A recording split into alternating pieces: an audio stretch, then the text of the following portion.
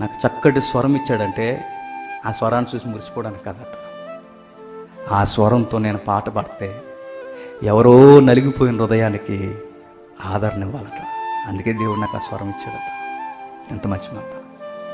నేను మంచిగా వాక్యం చెప్పే తెలివితేటలు నాకు ఇచ్చాడంటే నేనేదో పులకించిపోవడానికి కదట.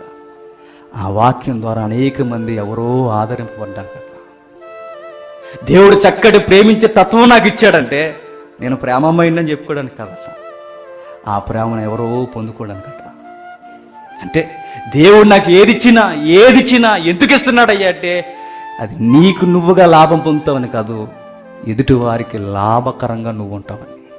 అదే సహవాసం, అదే సంఘం, అదే అపోస్తుల బోధ. నాకు టాలెంట్స్ ఉన్నాయంటే ఆ టాలెంట్స్ దేనికంటే నేను సెలబ్రిటీగా ఉండడానికి కాదు, ఆ టాలెంట్ ద్వారా అనేక మంది దేవునికి మహిమ చెల్లించడానికి.